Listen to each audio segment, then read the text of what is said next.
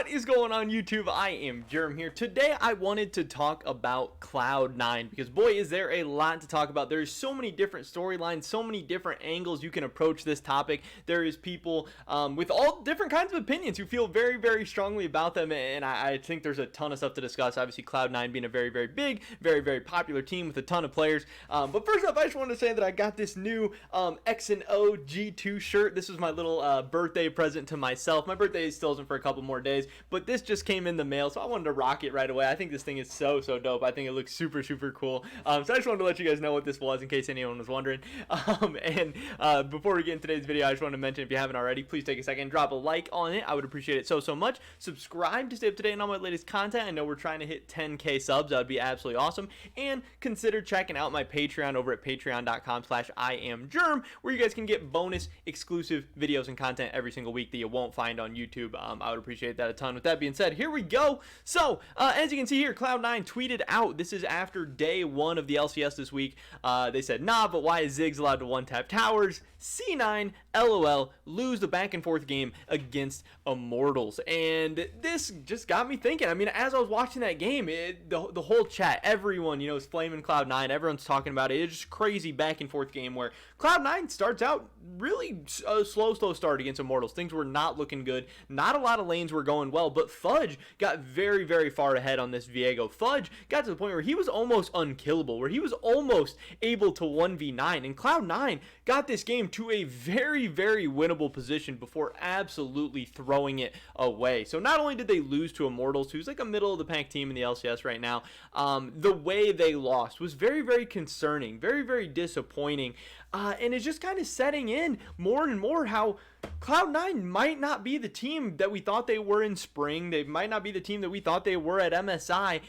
And all of a sudden, they're just starting to look like a bigger and bigger disappointment. And all of a sudden, I'm starting to not even realize who is the good teams and who are the legitimate teams in the LCS, and if the LCS even has any this year, because honestly, it's starting to look more and more like this might be the worst season ever for the LCS heading into the World Championships in 2021. I know that is saying a lot after the LCS and North America has had a lot of just disappointing years, but who is our good team this year? Who are any of our good teams this year? Who is a single team that we can expect to go to this international event and perform well? Because what's crazy right now is, like, as Team Liquid tweeted, Team Liquid won a game this weekend, and they tweeted out 3rd, and you'll see the LCS standings. Right now we have 100 Thieves, 25-12, TSM 24-13, Team Liquid, there they are in 3rd. They're a game ahead of Evil Geniuses.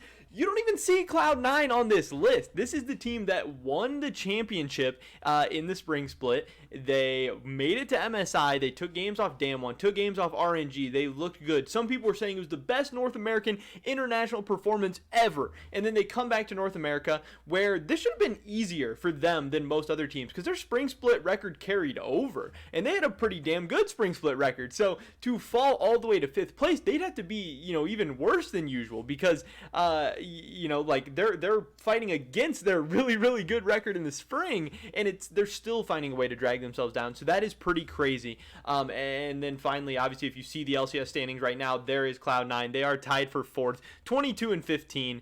They have a nice cushion on Dignitas, so that's good at least, but the LCS gets 3 slots. There is a realistic shot and a realistic chance that Cloud9 might not make it to Worlds. And obviously this is really crazy, and no one would expect this, especially after this past offseason where they go out and spend millions, multiple of millions of dollars on perks. They get a big superstar in the mid lane for this team that already looked pretty damn good.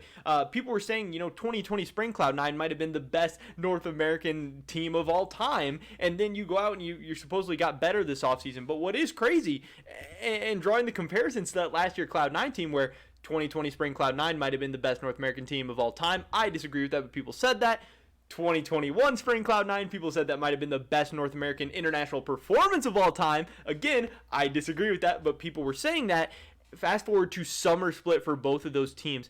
How have both of these teams fallen from grace so quickly, so fast? That Spring Cloud9 to not even qualify for Worlds, for Blabber to go from the spring split MVP to a middle of the pack LCS jungler in the summer split is absolutely crazy. For Cloud9 to fall off a cliff and not even qualify for Worlds, not even be able to get top 3 in the LCS in North America, pretty weak region historically, like internationally and everything, to still not even be able to qualify there is crazy. That makes no sense. And the fact that we are seeing the same things happen again coming into the summer split. It's a different roster. There's a couple new faces. You know, you still have Blabber, you still have Sven, you still have Vulcan, but it's a new top laner, Fudge, who, that's another crazy thing. Think back to spring split, Fudge looked like the clear weak link for this team. Now, he did have a big, massive showing out party at MSI where he really started to legitimize himself as a threat on this Cloud9 team, as a force to be reckoned with, as a carry on this team.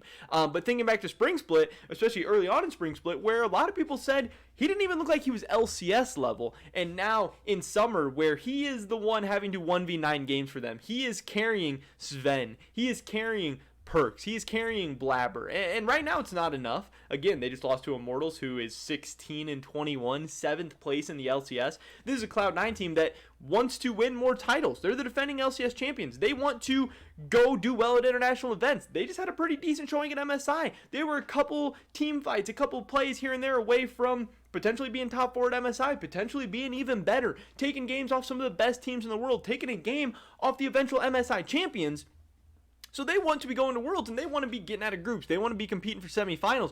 But right now, they might not even make it to the semifinals of the LCS playoffs. Again, they look bad. I believe it just came out that their regular season record in the summer split right now is 9 wins, 10 losses. They are below 500. Obviously, part of this was the whole King experiment at the beginning of the split, where King didn't look great, but I didn't think he looked terrible. And there was so many issues and problems going on that have nothing to do with King that, you know, I wasn't expecting a huge turnaround for Cloud9, and obviously now that Sven has come back in, and it still looks like a pretty dang similar Cloud9 team. It doesn't really look like much has changed. Sven has come in and maybe been a little bit better than King. Sure, there is definitely some things he does better, but it hasn't made the team look better. It hasn't made the team look much different, and they are still struggling. They are still dropping games. It just magically changing their AD carry, who wasn't even that big of a problem in the first place, didn't change a whole lot of things. Blabber does not look like himself. This is not the MVP Blabber that we saw in 2021 spring or 2020 spring. This is more and more that MSI Blabber that we saw now coming back to the LCS.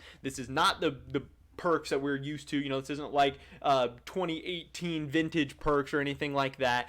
Yeah, this isn't Sven from his glory days either. This is a lot of shells of themselves right now, and it is concerning because, again, even when the LCS as a whole isn't looking good right now, the fact that Team Liquid and Cloud9 are still lagging behind, that is very, very concerning. These are supposed to be our 2 biggest rosters, our 2 most talented rosters, 2 of our most expensive rosters, and 2 of our rosters that are actually supposed to go and carry the region at international events. And all of a sudden, both of them are at risk of not even making it there, which is really, really crazy. Obviously, at the beginning of the split, a lot of people wanted to talk about MSI hangover, how the teams coming from MSI always start slow, blah, blah, blah, blah, blah. Now we're like 5 or 6, weeks into the LCS season. We're 19 games in. It's time to put up or shut up. It's time to actually show us what you got. And again, it's just a regular season. Ultimately, if they fix things in playoffs, none of this is ever going to matter. But is it that easy? Can you just flip a switch once you get to the playoffs? I don't know. We're going to find out. But man, after watching this Cloud9 against Immortals game today, I think there's a lot to be worried about if you're a Cloud9 fan. I think there's a lot to be worried about if you're an LCS fan, because that game was pretty ugly. But that's pretty much it for this video today, guys. Definitely drop a like if you did enjoy it. I'd appreciate it so much. Leave a comment down below. What do you think about Cloud9 right now? Are you worried for them? Do you think they're cursed? They have this like summer split curse going on? Or do you think they're going to be okay? Do you think they're going to do fine in the playoffs, still make it to Worlds, still do well? I'd love to hear your guys' thoughts and opinions. Subscribe to stay updated on my latest content. Consider checking out my Patreon, patreon.com/IamGerm. Hopefully catch you guys in the next one. But until then, peace!